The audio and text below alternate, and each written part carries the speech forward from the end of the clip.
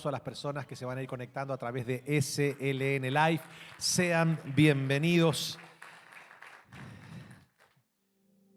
Estamos atravesando un tiempo de mucha necesidad espiritual dentro de la comunidad de creyentes alrededor del mundo. Creo que estamos viviendo días en donde a muchas personas se les está dificultando desarrollar una vida espiritual eficaz para que podamos ver la manifestación del Señor fluyendo de manera gloriosa en nuestras vidas.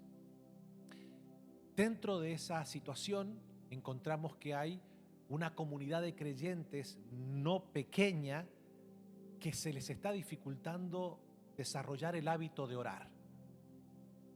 Y cuando nosotros perdemos el fervor, la pasión por ir a la presencia del Señor para orar, nuestra fe se transforma tristemente en una religión que carece de intervención de Dios, de poder del Señor. ¿Por qué? Porque la oración es una herramienta espiritual, un arma espiritual que genera una intervención maravillosa del Señor en medio de nuestras vidas. Hemos comenzado 21 días para aquellas personas que se les dificulta el hábito de orar, lo puedan construir. Y esa construcción se basa básicamente en separar una hora por día para ir al secreto con Dios, cerrar la puerta de nuestro cuarto y comenzar a cultivar el hábito de orar para que Dios pueda realmente hacerse real en nuestras vidas, manifestando su intervención, respondiendo a nuestros clamores. Hoy quiero compartir con ustedes una palabra que la he titulado El poder de la oración. A muchas personas se les dificulta cultivar ese hábito de orar porque quizás todavía no han comprendido el poder que hay dentro de la oración. Por eso es que le pido que esté atento, que esté atenta a lo que Dios nos va a hablar, porque es sumamente importante entender que sin oración no puede haber intervención de Dios en nuestras vidas. Por eso yo hoy voy a tratar de ir lo más rápido posible con principios que nos van a educar, que nos van a abrir el entendimiento, los ojos espirituales, para que podamos ver que cuando nosotros hacemos de la oración un hábito de vida, estamos listos para ver la manifestación gloriosa del Señor fluyendo en medio de nuestras vidas. Y hay un versículo que Jesús nos enseña que es de vital importancia atesorarlo en nuestro corazón. Y dice así en el libro de Marcos, capítulo 11, versículo 24, para que veamos lo importante que es orar y cómo en ese hábito de orar nosotros podemos ver a Dios obrar. Escuche qué interesante lo que Jesús nos dice.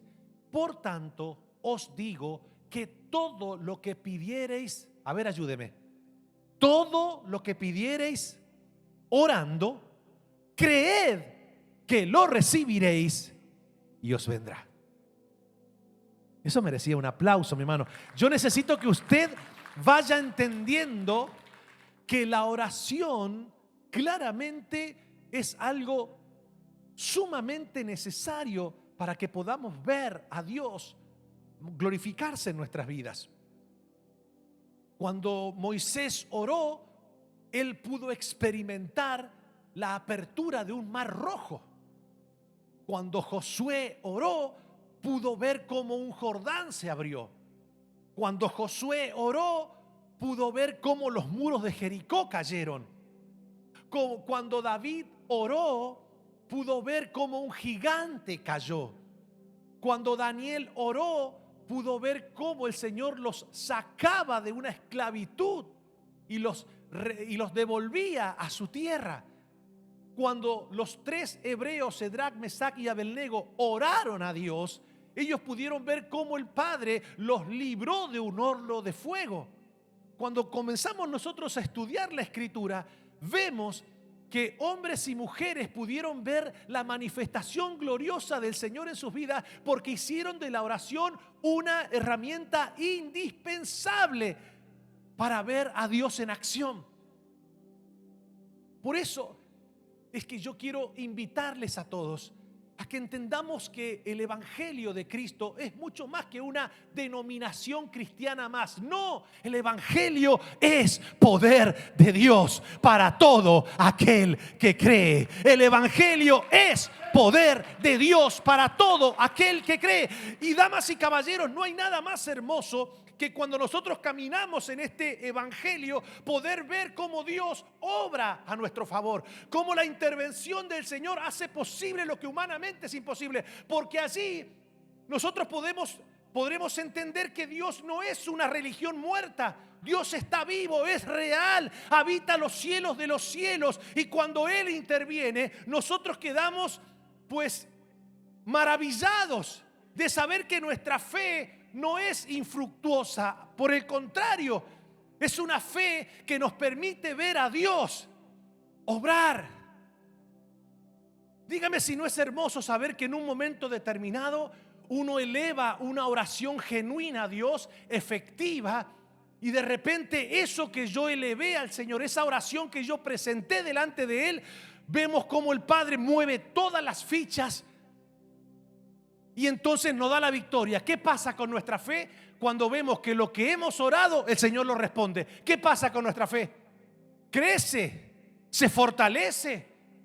Pero ¿qué pasa cuando nosotros tenemos una creencia seca, sin oración, en la existencia de un Dios que no podemos ver? Y entonces, ¿qué pasa?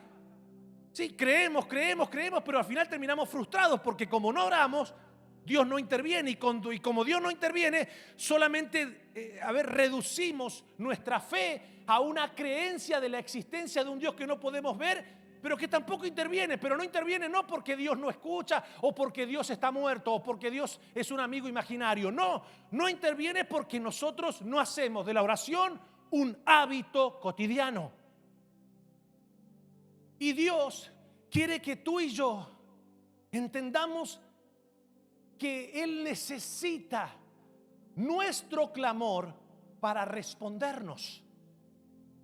Jeremías 33:3 dice: clama a mí y yo te responderé y te enseñaré cosas grandes y ocultas que tú no conoces.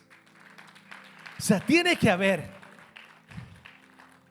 Y yo sé que nosotros venimos de un mundo secularizado que le ha hecho muy mala propaganda a la oración.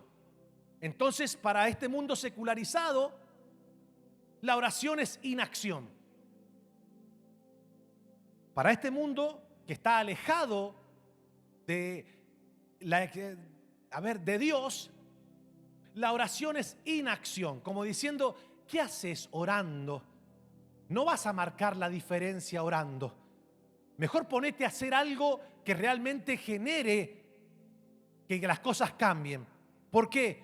Porque el mundo secularizado no entiende que la oración puede cambiar la situación, porque orar es presentar delante del Dios que todo lo puede las situaciones que yo no puedo cambiar, pero que Él en su omnipotencia tiene el poder para hacerlo. Entonces yo le pongo al Señor mi petición delante de Él, y Él, como es soberano, como es omnipotente, como es el Rey de Reyes, como es el Señor de Señores, Él sabe cómo mover el ajedrez, cómo mover las fichas para que Dios pueda darnos victoria aún en aquellas cosas que nosotros no le encontramos solución. Entonces, como la oración ha venido teniendo una mala propaganda, porque algunos no solamente que la ridiculizan o la hacen o le hacen creer a la gente que la oración es como, bueno, es para la gente débil, para la gente que no tiene iniciativa propia, que no tiene inteligencia, que no tiene capacidad de resolución. Entonces, para algunos la oración es una práctica religiosa. No. Ni la oración es inacción, ni la oración es una práctica religiosa. La oración es un arma espiritual que nos da comunión con el Padre y nos permite ver a Dios obrar en nuestras vidas. Por eso que cuando hablamos del poder de la oración tenemos que preguntarnos por qué es poderosa la oración. Permítame y trataré de ser lo más sencillo posible para tratar de explicarle estos hermosos principios que Dios nos va a enseñar a continuación. En primera instancia debemos entender que la oración es poderosa porque hace fluir el mover angelical de Dios. Dios no solamente tiene un cuerpo espiritual en la tierra conformado por creyentes que han nacido de nuevo como usted y como yo. Esa es la iglesia. No es una denominación religiosa, no es una institución religiosa, es un cuerpo espiritual conformado por creyentes que se han rendido a Cristo, donde el Señor es la cabeza y nosotros somos parte de ese cuerpo espiritual. Pero Dios también tiene un cuerpo celestial conformado por querubines, serafines, arcángeles y ángeles, que cuando usted y yo, por medio de la oración, presentamos al Padre clamor, presentamos al Señor nuestras peticiones, el Señor puede poner en movimiento esos cuerpos celestiales, en este caso ángeles, que obren a nuestro favor para darnos victoria en aquellas situaciones que se nos presenten en la tierra. Y usted dirá, ay, pastor, ¿en serio? Claramente que sí. Dios puede mover ángeles para que intervengan en situaciones que nos afligen, que son contrarias, y darnos victoria. Y usted dirá, pero a ver, pastor, deme alguna narrativa bíblica que me permita a mí entender cómo es que Dios obra. Vamos a ver rápidamente esto. Dice la Escritura: en aquel mismo tiempo el rey Herodes echó mano a algunos de la iglesia para maltratarlos y mató a espada a Jacobo. Jacobo era uno de los líderes principales de aquellos que conformaban la naciente iglesia de Jesucristo, hermano de Juan. Dice, y viendo que esto había agradado a los judíos, procedió a prender también a Pedro. Eran entonces los días de los panes sin levadura. Habían matado a Jacobo, eso había agradado a algún sector del judaísmo, entonces ahora procedieron a arrestar a Pedro para que Pedro corriera la misma suerte que Jacobo. Claramente era justo que se le diera muerte a una persona solamente porque profesaban una fe en Cristo que era diferente a la fe que profesaban aquellos judíos. ¿Usted cree que es justo que se mate a una persona por cuestiones de pensar diferente? Bueno, en este caso ellos mataron a Jacobo y pretendían hacer lo mismo con Pedro. Ahora, esto claramente no es una historieta, no es una fábula, porque la gente muchas veces lee las historias de la Biblia pensando que son cuentos de hadas. No, eso ocurrió de verdad. Es históricamente registrado esta situación. Es real. Ahora la cuestión es, ¿cómo yo voy a salir de esta situación? Me han arrestado, estoy preso injustamente, y no crean ustedes que esto se podía solucionar haciendo una manifestación popular de un cacerolazo con un par de personas alrededor de la cárcel donde lo tenían a Pedro encarcelado, diciendo, queremos justicia, derechos humanos, libertad a Pedro, libertad a Pedro.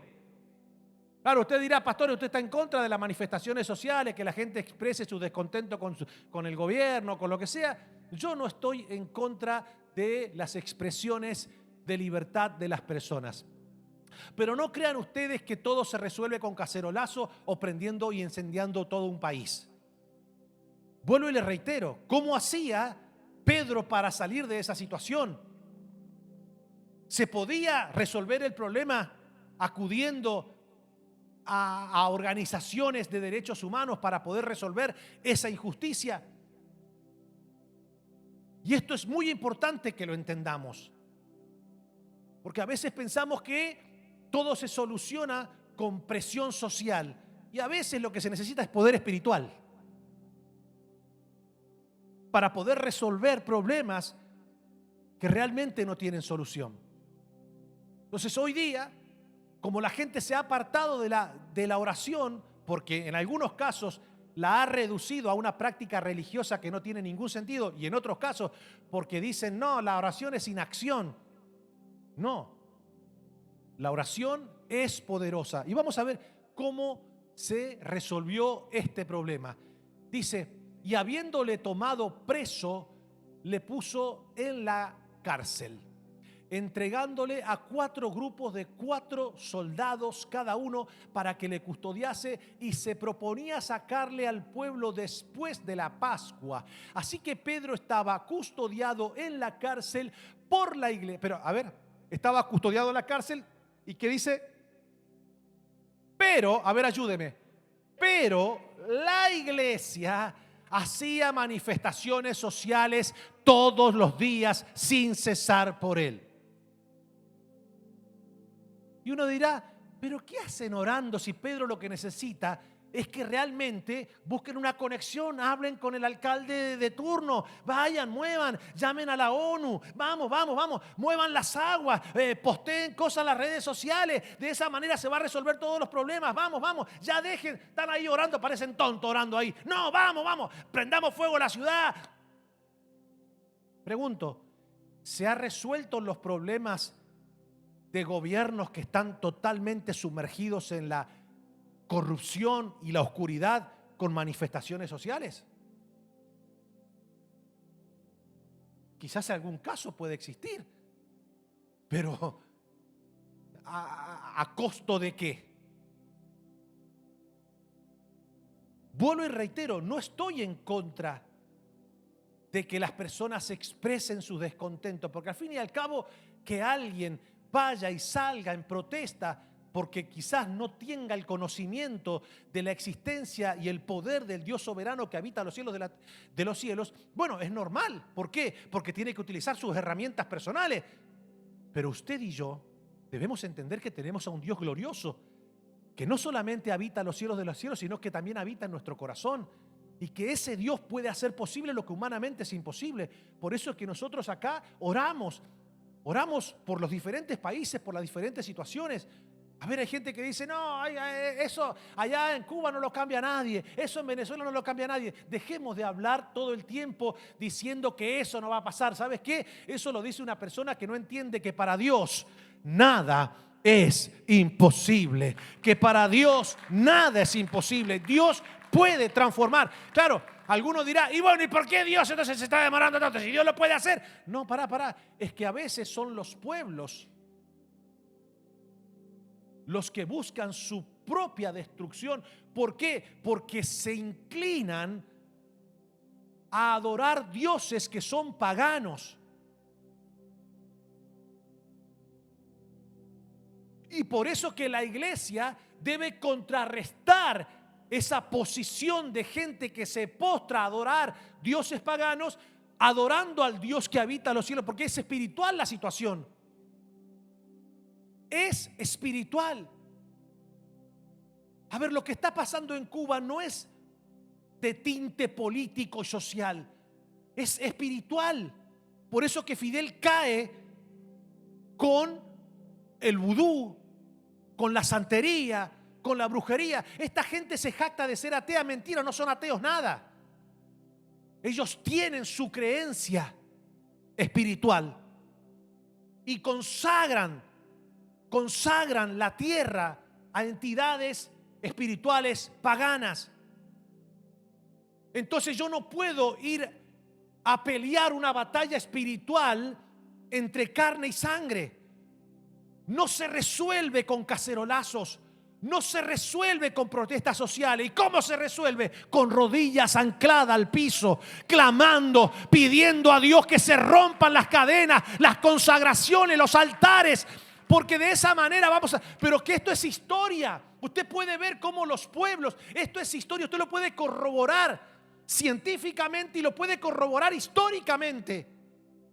Lo mismo está ocurriendo en Venezuela. ¿Por qué? Porque hizo alianza espiritual.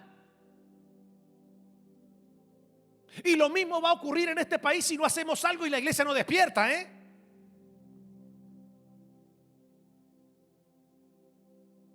Por eso que nosotros debemos tener, nuestra lucha no es contra carne ni sangre. sino contra principados, contra potestades, contra gobernadores de las tinieblas, contra huestes de maldad. Por eso que la iglesia debe no solamente orar, debe tener revelación.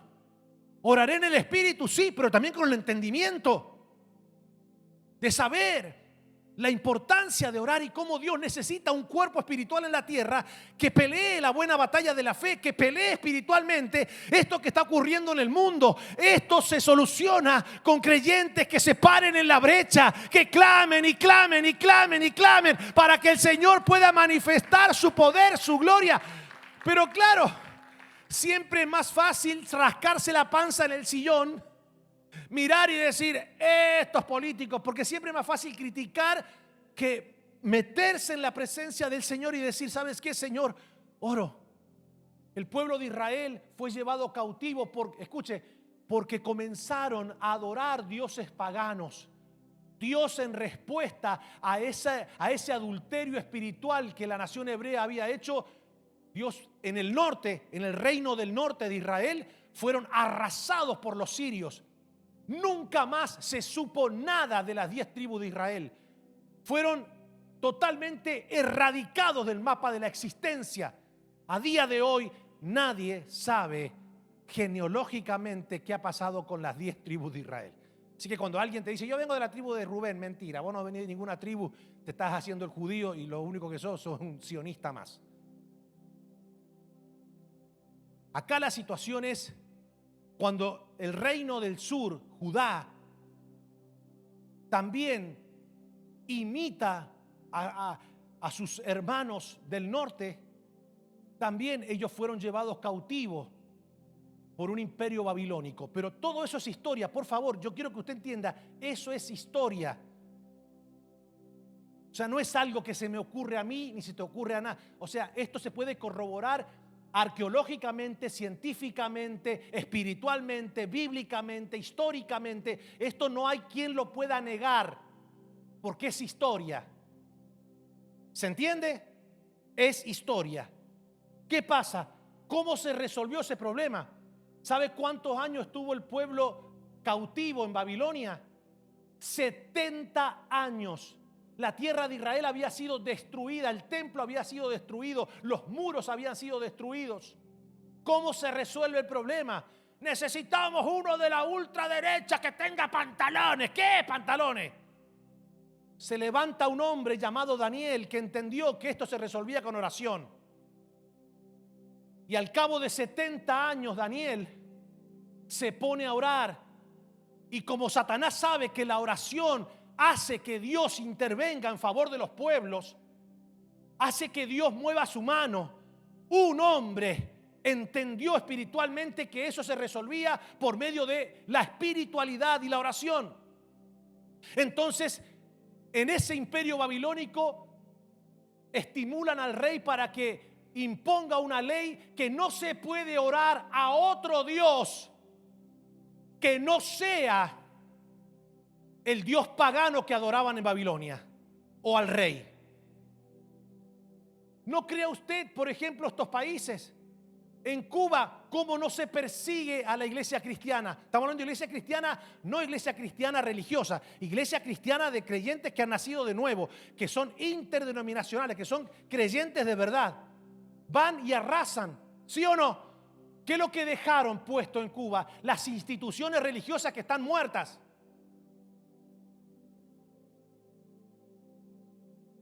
La que hicieron pacto con y la que hicieron alianza con espiritualmente el gobierno de turno. A esa la vamos a dejar, no la molestamos. ¿Pero por qué no la molestamos? Porque no, a ver, si oran, tienen sus oraciones sincréticas. Tienen sus oraciones allí que no nos molestan, porque al fin y al cabo son parte de nosotros. Pero a la iglesia que sí puede, a esa sí, la hostigan, la persiguen, le destruyen las casas cultos. ¿Pero por qué? Porque Satanás sabe. Lo mismo ocurre en Nicaragua, lo mismo ocurre en Venezuela. ¿Qué se piensa? Que este chico El presidente, cuando salió hace un poco diciendo atrás, consagramos esta nación a Jesucristo, lo hace porque la estaba consagrando a Jesucristo. Mentira. Él se dio cuenta que el país que más creyente había crecido, o sea, que la comunidad de creyentes que más creció en Latinoamérica fue la de Venezuela, por la necesidad, por la persecución. Entonces, ¿qué él hizo? Él puso que consagraba el país a Jesucristo, pero mentira, lo hizo para ganarse el voto de los evangélicos. Uno tiene que entender, tener los ojos. ¿Qué hizo Daniel? Daniel podría haber dicho, es que si yo oro me van a dar guiso, me van a matar. ¿Sabe lo que hizo Daniel? No solamente que oró, intensificó la oración 3 veces por día y lejos de esconderse abría la ventana. Y para que todo el mundo viera que cuando alguien se para en la brecha a orar, el Señor puede transformar ciudades, naciones. Él puede hacer posible lo que humanamente es imposible. Lo tiraron a un foso de leones por causa de eso.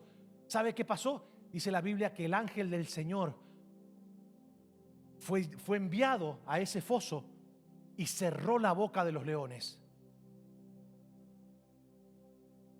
Es que cuando una persona, cuando un creyente se para en la brecha a orar, ninguna arma forjada de las tinieblas podrá prosperar contra ti.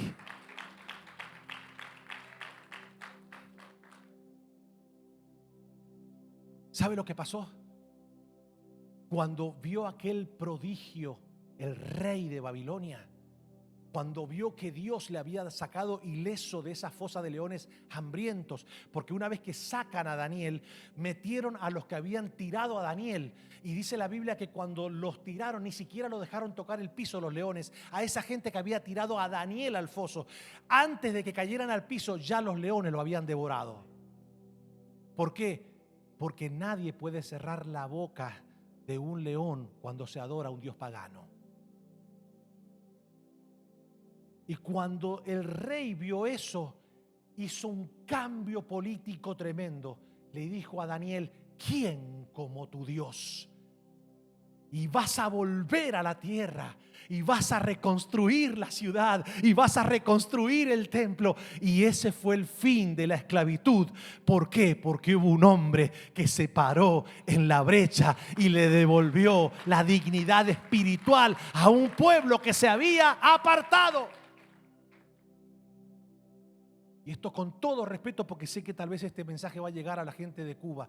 No crean ustedes que San Lázaro los va a sacar de ahí, ni la Caridad del Cobre, ni la Santa Bárbara, ni el Changó, ni el Eleguá, ni el Yemayá, ni el Babalao, ni nadie los va a sacar, porque todos ellos son los que han producido esta esclavitud en la isla de Cuba. Solo Jesucristo puede romper las cadenas y liberarlos.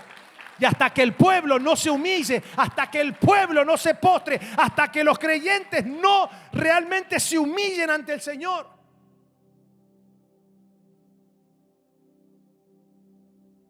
Si mi pueblo se humillara, sobre el cual mi nombre es invocado, y oraren y buscaren mi rostro y se arrepintieren de sus malos caminos, entonces yo oiré desde los cielos, dice el Señor, y perdonaré sus pecados y sanaré su tierra.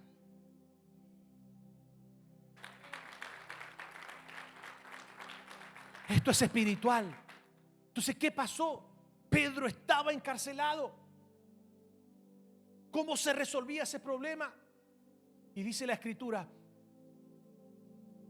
que la iglesia hacía sin cesar oración a Dios por él. Vamos a ver cómo se resolvió el problema.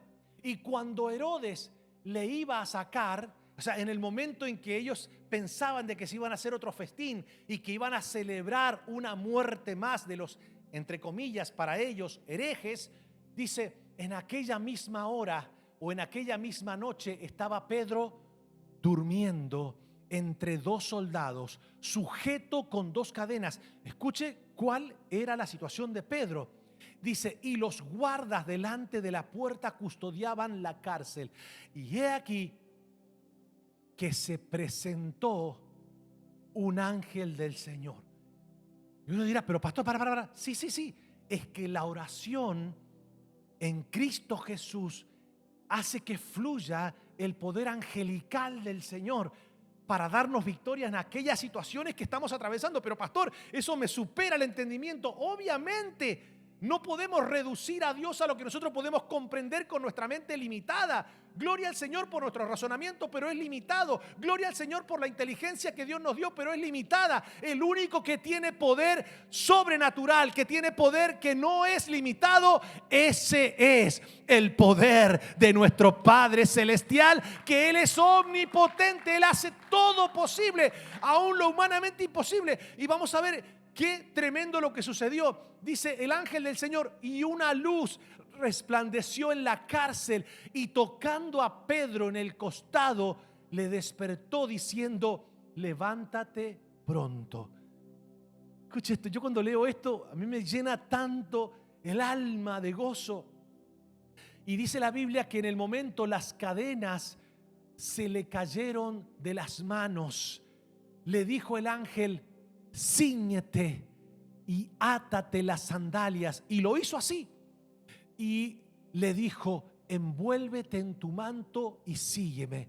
Y saliendo le seguía, pero no sabía que era verdad lo que hacía el ángel, sino que pensaba que veía una visión. Hasta ese momento todo lo que Pedro está viviendo es real, pero él está pensando que está viviendo una visión espiritual.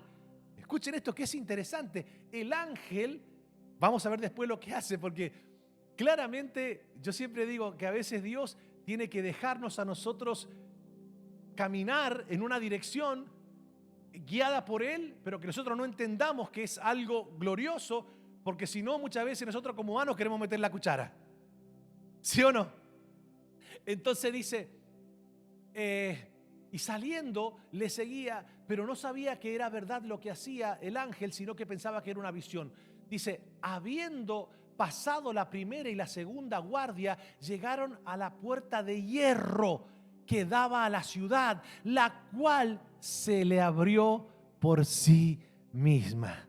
Les dije en el primer servicio, se lo digo a ustedes, Dios es el que abre puertas y nadie puede cerrar, y el que cierra y nadie puede abrir.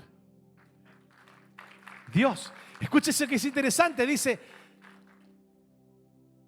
y salidos pasaron una calle y luego el ángel se apartó de él. Entonces Pedro, volviendo en sí, dijo, ahora entiendo verdaderamente que el Señor ha enviado a su ángel y me ha librado de la mano de Herodes y todo lo que el pueblo de los judíos esperaba. Y habiendo considerado esto, llegó a casa de María, la madre de Juan, el que tenía por sobrenombre Marcos, donde muchos estaban reunidos. Ok. ¿Qué hacía toda la iglesia o la comunidad de creyentes por Pedro? Oraba. ¿Y qué hizo el Señor? Pero envió. ¿Envió qué? Un ángel. ¿Y qué pasó? Dice, cuando Pedro llamó a la puerta del patio, salió a escuchar una muchacha llamada Rode, la cual, cuando reconoció la voz de Pedro, del gozo no abrió la puerta, sino que corrió adentro, dio la nueva de que Pedro estaba en la puerta, y ellos le dijeron, estás loca, porque a veces ni nosotros creemos lo que estamos pidiendo. Estás loca, le dijo. Pero ella aseguraba que así era. Entonces ellos decían, es un ángel. Mas Pedro persistía en llamar, y cuando abrieron y le vieron, se quedaron atónitos. Dios te va a dejar atónito cuando veas el poder del Señor fluyendo. Entonces, ¿por qué la oración es poderosa? Es poderosa porque genera un fluir angelical de Dios para darnos victoria en nuestras vidas. En segunda instancia, ¿por qué es poderosa la oración porque permite que la provisión de Dios se manifieste en nuestras necesidades. Vimos en el primer principio que aprendimos que la oración generó liberación, pero la oración también genera provisión. A veces atravesamos momentos de escasez, momentos de vacas flacas, se los dije recién, y necesitamos esa provisión, esa providencia divina. Y es allí donde nosotros debemos entender que Dios, a pesar de que está en conocimiento de nuestras necesidades, eso no es un indicador de que nosotros debemos dejar de pedir porque ya Dios sabe lo que necesitamos. No, a pesar de que Dios sabe lo que necesitamos, la oración debe seguir ejercitándose para que Dios pueda proveernos. Porque si a pesar de que Dios tenga el conocimiento, si no oramos, Dios no puede proveer. ¿Me entendió? Entonces, dice la Escritura, mas tú cuando ores, entra en tu aposento y cerrada la puerta, ora a tu Padre que está en secreto, y tu Padre que ve en lo secreto te recompensará en público. Y orando, no uséis vanas repeticiones como los gentiles que piensan que por su palabrería serán oídos. A ver, ayúdame a leer la última parte entre todos. No os hagáis pues semejantes a ellos, porque vuestro Padre sabe de qué cosas tenéis necesidad antes que vosotros la pidáis. O sea, lo que está diciendo es, Dios sabe, sí, pero eso no indica que debe dejar de pedir. La Biblia dice, no tenéis, no porque Dios esté en desconocimiento de lo que te hace falta. No, no tenéis porque no pedís. Y si en algún momento se te da por pedir, pedís mal. Porque pedís para vuestros deleites y no para vuestras necesidades. Mira lo que dice la Biblia también. Y yo os digo, pedid. No se te va a dar si no pides. Buscad y hallaréis, llamad y se os abrirá. Porque todo aquel que pide recibe, y el que busca halla, y al que llama se le abrirá. ¿Quién de vosotros, qué padre de vosotros, si su hijo le pide pan, le dará una piedra? O si un pescado, en lugar de pescado, le dará una serpiente? O si le pide un huevo, le dará un escorpión. Pues si vosotros, siendo malos, sabéis dar buenas dádivas a vuestros hijos, ¿cuánto más vuestro Padre Celestial dará el Espíritu Santo a los que se lo pidan? Entonces, hoy, permítame hacer un paréntesis rapidito, en nuestra teología cristiana de nuestros días, gran parte, ya la gente está dejando de pedir, porque la enseñanza de oración en algunos lugares hoy es que ya no se debe pedir, se debe decretar. Entonces, hay una diferencia enorme, porque el decreto es como que el hombre se posiciona en un lugar de soberanía y el Padre Celestial debe acudir a otorgarle todo lo que ese personaje que en su acto profético y de fe decreta. Entonces, ¿quién es el soberano? ¿Dios? No, porque entre comillas, esta enseñanza te dice todo lo que tú decretes, el Padre lo hace. Entonces, ¿quién es el soberano? Ayúdeme, ¿quién es el soberano ahí? ¿Dios o el que decreta? ¿Por qué? Porque yo estoy diciendo todo lo que yo declare, Dios lo hace. Al revés. Por eso que Dios dice, hay que pedir. Porque pedir, lo que estás diciendo es, te estás poniendo te estás poniendo en un lugar donde reconoces la soberanía del rey y donde le estás dando al rey la oportunidad de que manifieste su voluntad. Por eso que dice Juan, y esta es la confianza que tenemos en él, que si pedimos, no dice que si decretamos o declaramos o hacemos un acto profético, no, si pedimos alguna cosa conforme a su voluntad, sabemos que Él nos oye.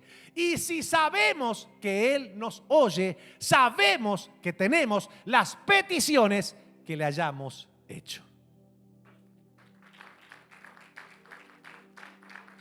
Entonces, lo que está diciendo es, yo me acerco a Dios en oración, no solamente para adorar y para agradecer, también para pedir. porque es una expresión de codependencia, de sumisión. Esto está magnífico. ¿A cuántos Dios les está hablando en este día? Entonces, la oración es poderosa porque hace fluir el mover angelical del Señor. Es poderosa porque claramente provee, o sea, hace que la provisión de Dios se manifieste en nuestras necesidades. La oración es poderosa porque fortalece nuestra vida espiritual y emocional cuando atravesamos aflicciones. No todo será color de rosa. El hecho de caminar en fe, de abrirle el corazón a Cristo, no indica que ahora no vamos a atravesar momentos turbulentos. No indica que no vamos a atravesar tribulaciones. El hecho de caminar con Jesús no quiere decir que ahora vamos a estar exentos de atravesar desiertos, tormentas, tempestades. Claramente caminar con Él nos asegura que aún en esos escenarios vamos a poder ver su intervención. Si nos toca atravesar un desierto, Él se dará, Él manifestará su poder enviando maná para sustentarnos. Él manifestará su poder para que salga agua de una peña y podamos calmar la sed. Si nos toca atravesar una tempestad, Él tiene poder aún para calmar los vientos y las tempestades. Ese es nuestro Dios. Por eso cuando uno atraviesa momentos difíciles, cuando atraviesa momentos tristes, momentos de aflicción, uno debe recurrir a la oración, porque en la oración nosotros encontramos fortalecimiento espiritual. Hay mucha gente que en los momentos de aflicción se desentiende de la oración, se aparta de la oración y hace que la aflicción no tenga consuelo. Y comenzamos a sufrir de depresión, de angustia, de desesperanza. Pero cuando nosotros acudimos a Dios en medio de la aflicción, ahí vamos a encontrar fortaleza, consuelo, porque Dios le da fuerza al cansado y multiplica las fuerzas del que no tiene ninguna. En medio de la aflicción encontramos las fortalezas celestiales, porque dice la Biblia: clamé al Señor y Él me libró de todas mis aflicciones. Él te da las fuerzas.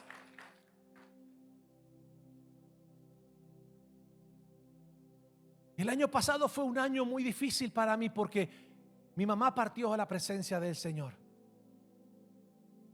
Y créame, mi hermano, para aquellos que tienen a su madre, a su padre vivo, mire, ámelo. Ya usted sabe todos esos consejos que le da la gente, pero muchas veces, como lo tenemos vivo, muchas veces hacemos caso omiso a eso. Pero disfrútelos, abrácelos, quiéralos, cuídelos, béselos. Porque en nuestras fuerzas humanas no es sencillo superar la partida de un ser que amamos tanto, en este caso como un padre, una madre.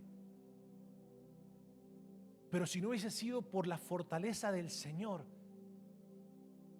yo no sé si hubiese podido superar un momento de semejante situación.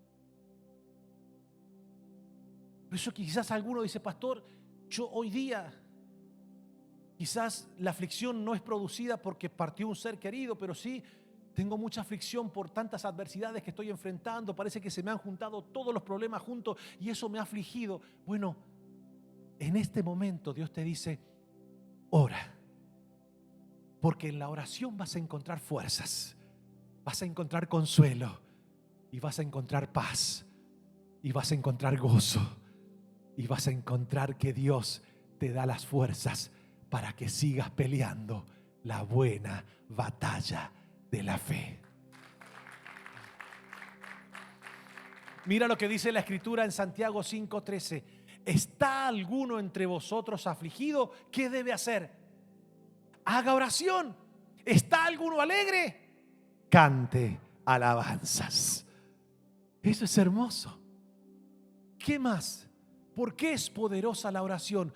Porque es un arma espiritual que nos da discernimiento y poder para reprender las obras de Satanás. Muchas de las situaciones que nosotros enfrentamos tienen su raíz en la cotidianidad. Estamos en un mundo que claramente nos toca enfrentar adversidades, ¿sí o no? O sea, no todas las adversidades que enfrentamos tienen su raíz en la espiritualidad, pero muchas de las adversidades que enfrentamos tienen su raíz, su epicentro, la tienen en Satanás. Porque así como hay un Dios en el cielo glorioso y eterno, real y verdadero, que nos ama y que quiere lo mejor para nuestras vidas, también hay un diablo infernal que nos odia, que odia vernos en Cristo, que odia vernos protegidos por el Padre y que todos los días planifica tu destrucción y mi destrucción. Y entendiendo esto, por medio de la oración, nosotros podemos encontrar discernimiento espiritual para detectar aquellas adversidades que nos tocan enfrentar, que tienen como autor intelectual de esa adversidad al mismo Satanás. Pero ¿cómo nosotros vamos a discernir cuando una prueba que nos toca atravesar es producto de Satanás si no vamos a la oración? Que es donde Dios nos abre el entendimiento para entender quién está detrás de todas las cosas malas que nos pasan. Por ejemplo, ¿quién estaba detrás de toda la calamidad que le vino a Job? ¿Quién estaba detrás? Satanás. Satanás era el que estaba en esa escena tan triste y tan horrorosa como el de haberle matado 10 hijos, haberle destruido todo el ganado, haberle enfermado el cuerpo. Pero en primera instancia, Job piensa que el que está detrás de toda su calamidad es Dios.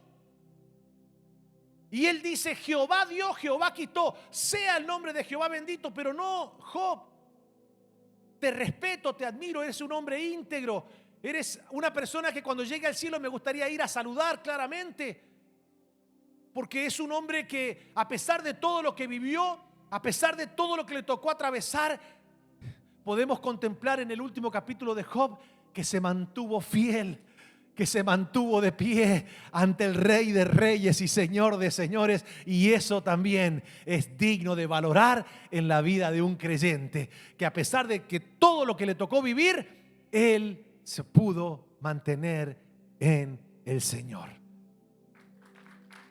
Pero ahora, escuchen esto. En primera instancia, él comete el error de atribuirle a Dios su calamidad cuando era Satanás. Y es por eso que nosotros, cuando intensificamos nuestra vida de oración, allí encontramos discernimiento, revelación para entender quién está detrás de esas adversidades que nos toca enfrentar. Les dije recién, si los pueblos entendieran esto, si sacaran su enfoque de la derecha o de la izquierda. Hay gente que dice: el país está como está por la izquierda, hace falta que suba uno de derecha. No, a ver, la derecha y la izquierda, políticamente hablando, ideológicamente hablando, ambas son corruptas, porque donde Dios no reina hay corrupción.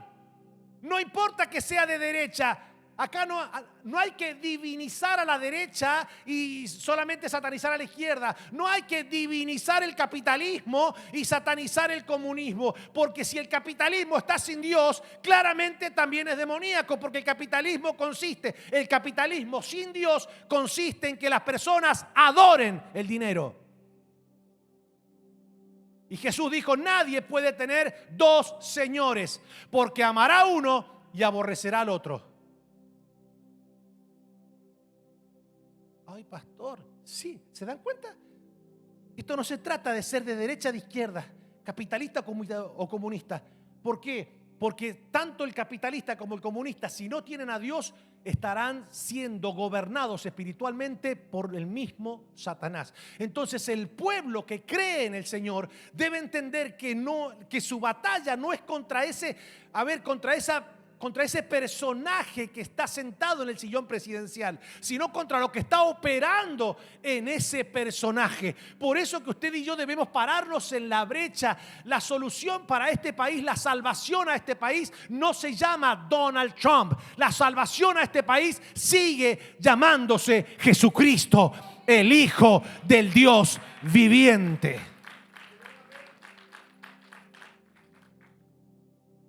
Entonces, ¿Qué debemos entender? Por ejemplo, yo lo llevé a un plano ya mucho más profundo, como es el plano espiritual de toda una nación. Pero la Biblia narra que en un momento determinado había una mujer que hacía 18 años se encontraba encorvada con una joroba. Cualquiera que la veía, era una mujer, según la escritura, hija de Abraham, iba a la sinagoga, estuvo 18 años en esa condición, pero nadie pudo discernir que quien tenía a esa mujer en esa condición física no era un problema en la espalda que se podía arreglar con algunas sesiones de fisioterapia. Había un demonio encorvando a esa mujer. Cuando Jesús llega a la sinagoga, mira a la mujer. Como Jesús era un hombre de oración, por tanto tenía discernimiento espiritual, mientras todos veían una joroba que no habían dado con el quiropráctico perfecto, por eso que la mujer seguía con la joroba. Mientras ellos veían una joroba, Jesús veía un demonio montado. Y cuando la mira la mujer, le dice: mujer, eres libre de tu azote. Y en ese momento dice la escritura que Satanás había atado a esta mujer durante 18 años.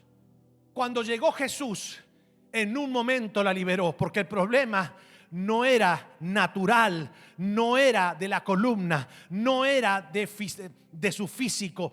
Literalmente, quien estaba detrás de esa enfermedad física era el mismo Satanás. Pero cuando Jesús se hizo presente, la mujer recuperó la sanidad en su cuerpo.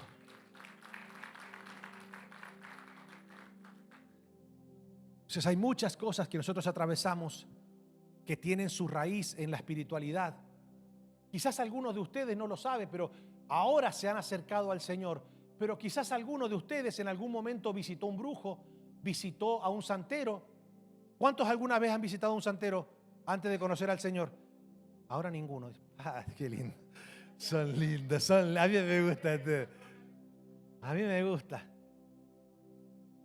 ¿Cuántos se dejaron hacer una limpia, que lejos de hacer una limpia lo ensuciaron?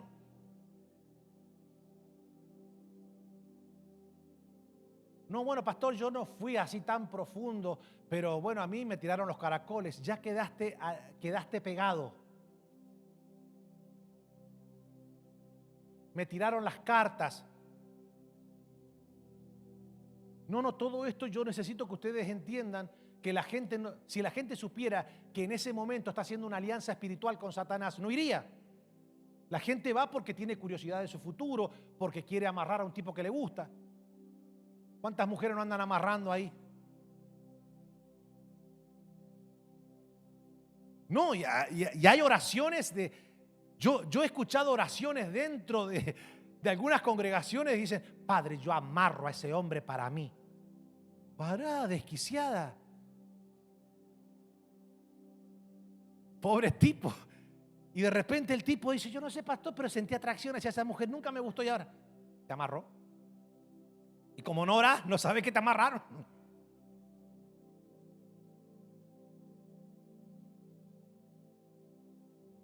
Pero a ver, muchas veces somos nosotros los que acudimos a ese tipo de alianzas. Pero usted y yo quizás nunca hemos ido a ese lugar, pero usted no sabe quién a usted le tiene bronca y le hace un trabajo de brujería. Y usted dirá: pastor, que me hagan a mi trabajo de brujería. Yo no creo en esas tonteras.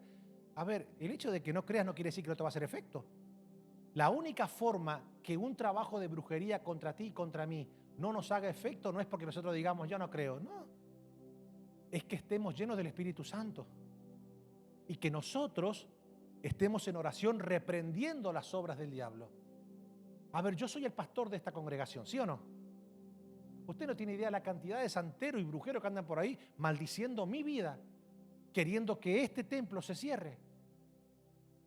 Yo todos los días tengo que andar diciendo: Padre, reprendo toda maldición contra mi vida. No me puedo descuidar en eso. Una vuelta iba entrando a la iglesia y encontré la foto de mi suegra con con varias agujas pinchadas en una papa, mi hermano.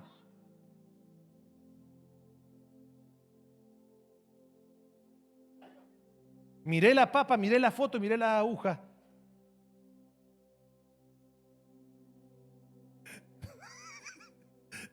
No me hagas caso.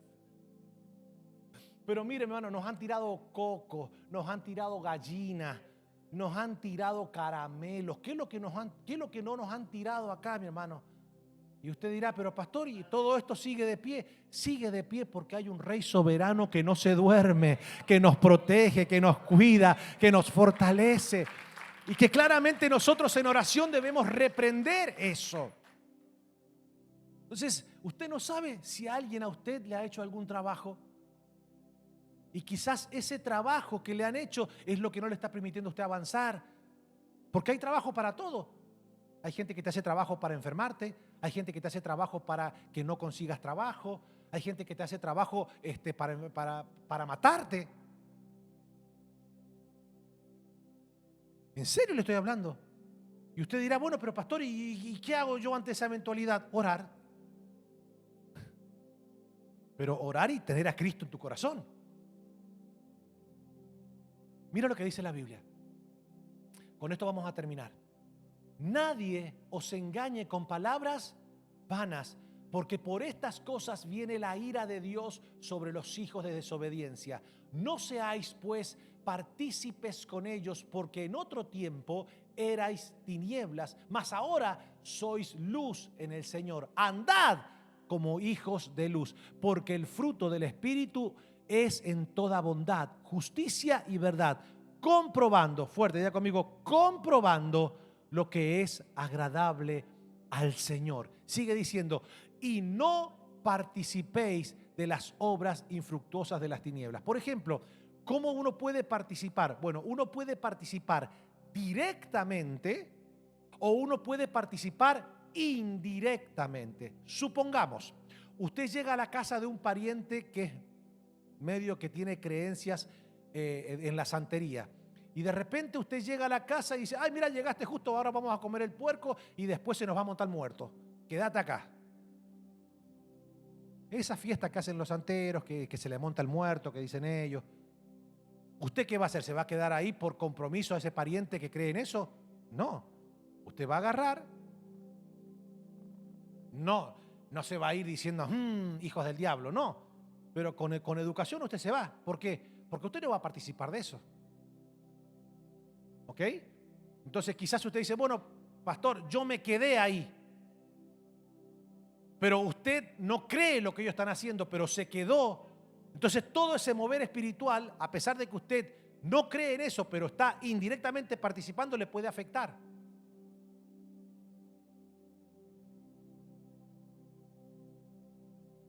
Sí.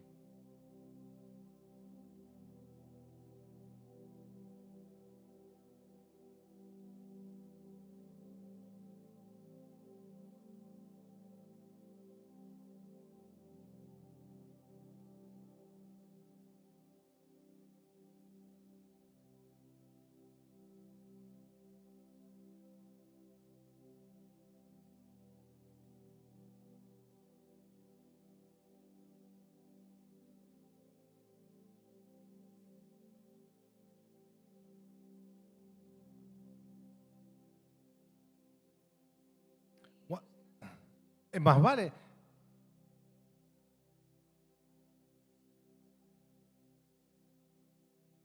Porque Dios nos dio a través de Cristo y por medio de la oración el poder reprender. Me trae a memoria, bueno, mi hermana no me va a dejar mentir si está por ahí mi hermana. Cuando yo estaba recién convertido a Cristo, que yo le conté a ustedes el año 2002, mi hermana, Dios la libera a ella de prácticas, porque mi hermana andaba en esas prácticas espirituales, ¿verdad? Y según las malas lenguas dice que era bien buena. Mira, algunos están diciendo, pastor, ¿dónde está? ¿Quién es su hermana? Que le tengo que preguntar algunas cosas. Ahora ya se convirtió. Ya se convirtió. Pero entonces ella traía a uno que era, qué sé yo, lo que hacía, hacía cosas sí. Bueno. Entonces yo estaba recién convertido y ya me habían enseñado esto. Cuando yo lo veo que él llega, porque él me conocía a mí, pero conocía al Oscar borracho. Ya después, yo estaba convertido a Cristo. Él se va con mi hermana, no sé, a hacer qué cosa espiritual. La cuestión es que yo me quedé ahí, literal. Mi hermana te lo puede decir, mi hermana es testigo, ¿eh? Yo me arrodillé y comencé a decir: Padre, reprendo toda obra de Satanás en el nombre de Jesús. Ahora toda influencia se va fuera de esta casa. No recibo ninguna influencia espiritual que no venga de ti. En el nombre de Jesús. Ese muchacho, así como subió, bajó y dijo: me tengo que ir. Y no regresó nunca más. Porque cuando estás en Cristo, naces de nuevo en Él y oras, Él te da poder para que reprendas las obras infructuosas de las tinieblas.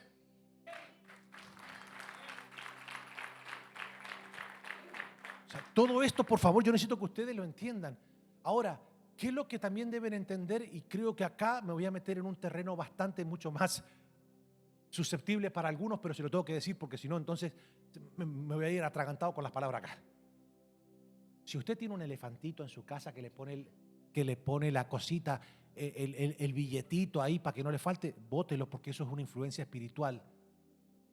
Si usted tiene un Buda, si usted tiene lo que sea en su casa que le genere algún tipo de buena vibra, buena suerte, que le saque las malas ondas, bote todo. Ay, pastor, yo tengo un Sagrado Corazón ahí en la pared, que eso, pastor, yo cuando lo miro dije: ay, Diosito, cúbreme. No, ese no es ni Sagrado Corazón ni es Cristo, es Marco Antonio Solís.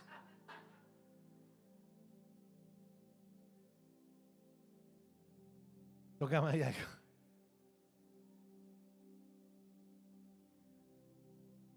Todo lo que sea imagen religiosa, bótelo. Ay, pastor, pero yo tengo un San Lázaro. Mira, San Lázaro no tiene ni para darle comer a los perros. Bótelo. Todo lo que sea imagen religiosa, todo lo que pueda contaminar el ambiente espiritual de su casa. Usted en Cristo está completo. En Cristo no necesita imágenes. El primer mandamiento dice: no te harás imagen ni de lo que está en el cielo, como diciendo imágenes religiosas, ni de lo que está en la tierra, imágenes de humanos, ni de lo que está debajo de la tierra, como la Santa Muerte que usan los mexicanos. No te harás imagen ni de lo que está en el cielo, ni de lo que está en la tierra, ni de lo que está debajo de la tierra, porque yo soy Jehová fuerte y celoso, que visito la maldad de los que me aborrecen hasta la tercera y cuarta generación. Si usted tiene la manito esa que usan los judíos, el ojito que todo lo ve, todo eso bótelo. Usted quédese con Cristo, con la Biblia y con la oración en el nombre poderoso de Jesús. Entonces dice: hay otra cosa que nosotros podemos participar indirectamente, y esto va para todos los papis. Lejos de que usted piense que el 31 de octubre, que es el día donde se celebra Halloween, es una fiesta normal, como si estuviéramos celebrando la Navidad o como si estuviéramos celebrando Thanksgiving. No, el 31 de octubre es oficialmente el Día Internacional donde los sacerdotes satánicos celebran su adoración al mismo diablo. ¿Es casualidad que justo ese día se celebre Halloween? No. Ese día es donde hay un sinnúmero de niños que son envenenados y consagrados al mismo Satanás.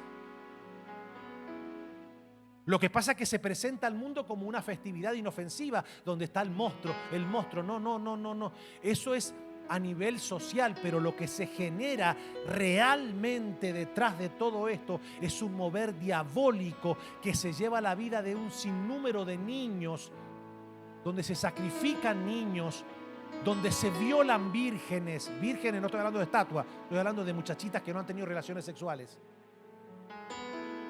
Entonces, a ver, ustedes saben que yo no soy un pastor religioso, pero sí debo enseñarles que muchas veces en esa inocencia de pensar que es una festividad inofensiva, participamos indirectamente de algo que es totalmente un día de adoración a Satanás.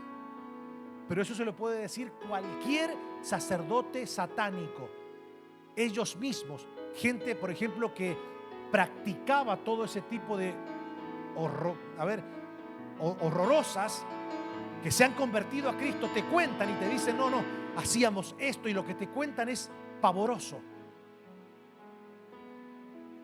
Por eso, que ese día no exponga a sus hijos a lo que al parecer es: no, pero pastor, yo lo he visto de tortuguita, olvídate. No, yo le pongo un trajecito de angelito, olvídate de eso. No estoy hablando de cómo vistes a tu hijo, estoy hablando de la participación de algo. O sea, tú participarías de algo si sabes que detrás de esa participación hay un genocidio. No, y no lo harías por razón de conciencia. Entonces escuchen esto.